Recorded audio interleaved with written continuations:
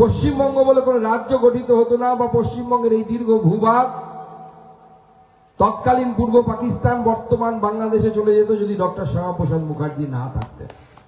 আজকে আমরা যেখানে আছি, কেউ সাংসদ হয়েছি, কেউ হয়তো আগামী দিনে আপনারা কাউন্সিলর হবেন, এখানকার যিনি বিধায়ক হয়েছেন তৃণমূলের তিনিও, এমনকি আমাদের আগের যিনি মুখ্যমন্ত্রী ছিলেন মমতা বন্দ্যোপাধ্যায়ও, তার আগে যিনি ছিলেন জ্যোতি বসু, কেউ মুখ্যমন্ত্রী সাংসদ বিধায়ক হতে পারতেন না যদি না ডক্টর শ্যামাপ্রসাদ মুখার্জি এখানে থাকতেন এবং তিনি পশ্চিমবঙ্গ তৈরি না করতেন। জনসংখ্যার ভিত্তিতে, ডেমোগ্রাফির ভিত্তিতে এই গোটা বঙ্গ, যেহেতু তখন নিয়ম হয়েছিল, লর্ড মাউন্টব্যাটেন যখন ভারত ভাগ করছিলেন সেই সময় নিয়ম হয়েছিল যে হিন্দু বহুল এলাকাগুলো ভারতবর্ষে থাকবে, মুসলিম বহুল এলাকাগুলো পাকিস্তানে চলে যাবে। আর যেখানে রাজা আছে সেই রাজারা সিদ্ধান্ত নেবে তারা কোন দিকে যাবে। যেমন জুনাগড়ের রাজা সিদ্ধান্ত নিয়েছিলেন তিনি পাকিস্তানে যাবে, পরে সেখানে ভারতীয় আর্মি ঢুকে সেখানে ব্যবস্থা করে। জম্মু কাশ্মীরের রাজা সিদ্ধান্ত নিয়েছিলেন ভারতবর্ষের সাথে থাকবে। তো এইভাবে সিদ্ধান্ত হচ্ছিল। বঙ্গদেশ, তৎকালীন বঙ্গদেশ ডেমোগ্রাফির হিসেবে মুসলিম সংখ্যাগরিষ্ঠ অঞ্চল ছিল। স্বাভাবিকভাবে সেখানে সিদ্ধান্ত হয় তাহলে পুরো বাংলা চলে যাবে পূর্ব পাকিস্তানে। হিন্দু বাঙালিদের কি হবে? আমাদের ইতিহাস, আমাদের সংস্কৃতি, তারা কোথায় যাবে? তাদের সংস্কৃতি কোন জায়গায় গিয়ে রক্ষা পাবে? কোনো ঠিক ঠিকানা ছিল না। ডক্টর শ্যামাপ্রসাদ মুখার্জির নেতৃত্বে সেই সময় এই বাংলায় জনমত তৈরির কাজ ডক্টর শ্যামাপ্রসাদ মুখার্জি করেছিলেন, যে বাঙালি হিন্দুর জন্য একটা হোমল্যান্ড দরকার, যেখানে বাঙালি হিন্দু তার সভ্যতা, কৃষ্টি, সংস্কৃতি সমস্ত কিছুকে নিয়ে বাঁচতে পারবে।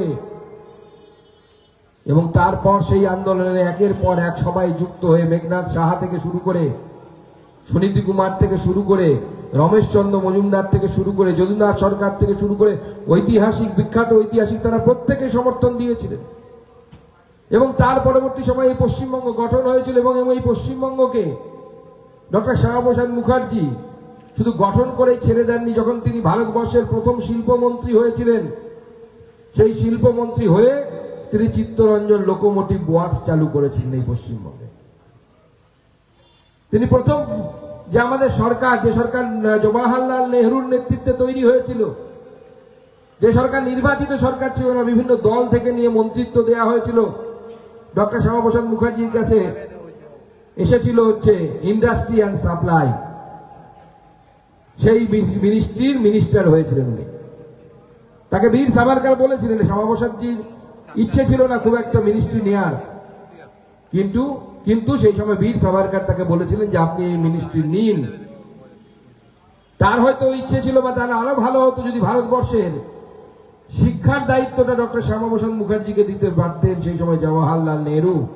কারণ তিনি ভারতবর্ষের কলকাতা ইউনিভার্সিটি, সেই সময় শ্রেষ্ঠ ইউনিভার্সিটির তার সর্বকনিষ্ঠ উপাচার্য ছিলেন। সারা জীবনটা শিক্ষার জন্য তিনি উৎসর্গ করেছেন। কিন্তু সেই সময় তাদের কি কম্পালশন ছিল আমি জানি না। সেই সময় ডক্টর শ্যামাপ্রসাদ মুখার্জিকে শিক্ষা ব্যবস্থার দায়িত্ব না দিয়ে তাকে শিল্প এবং অন্যান্য দেওয়া হলো, সাপ্লাইয়ের দায়িত্ব দেওয়া হলো, এবং তিনি শিক্ষার দায়িত্ব পেলেন না। শিক্ষার দায়িত্ব দেওয়া হলো মৌলানা আবুল কালাম আজাদকে, যিনি ভারতবর্ষের শিক্ষা ব্যবস্থার সাথে অ্যাকোয়েন্টেডই না। ভারতবর্ষের শিক্ষা ব্যবস্থায় পড়াশোনাই করেনি, মাদ্রাসাতে পড়াশোনা করেছেন বেশিরভাগ সময়, জন্ম মক্কাতে। তাকে ভারতবর্ষের প্রথম শিক্ষামন্ত্রীর দায়িত্ব দেওয়া হলো। আজকে ডক্টর শ্যামাপ্রসাদ মুখার্জি যদি ভারতবর্ষের প্রথম শিক্ষামন্ত্রী হতেন, তাহলে আজকে ভারতবর্ষের শিক্ষার এই যে অপসংস্কৃতি ঢুকে গেছে সেটা হতো না।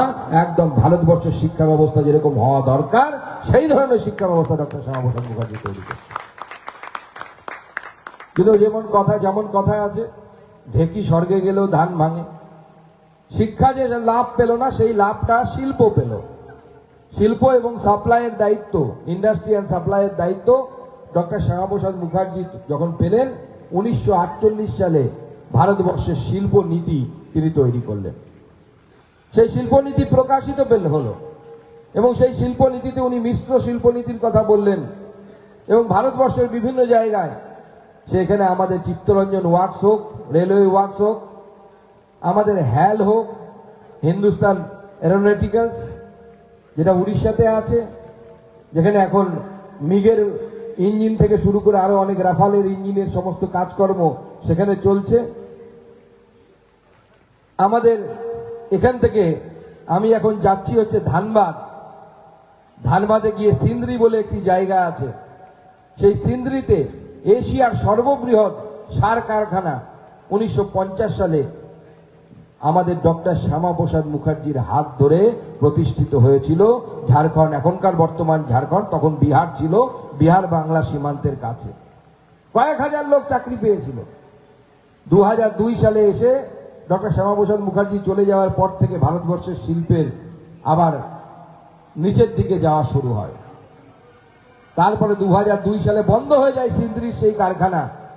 আবার নরেন্দ্র মোদী এসে 9,000 কোটি টাকা দিয়ে সেই কারখানাকে আবার পুনরুজ্জীবিত করে সেখানে নিম কোটের ইউরিয়া তৈরির কাজ চলছে। আমি এখন এখান থেকে বেরিয়ে সেইখানে যাব, সেখানে আমাদের প্রোগ্রাম অনুষ্ঠান আছে যেখানে ডক্টর শ্যামাপ্রসাদ মুখার্জিকে স্মরণ করা হবে, যে একটা ধানবাদের কাছে গ্রামীণ অঞ্চলে তিনি একটা শিল্প সম্ভাবনা তৈরি করেছিলেন, যার মধ্য দিয়ে আশেপাশের এলাকার আর্থসামাজিক উন্নতি হয়েছিল।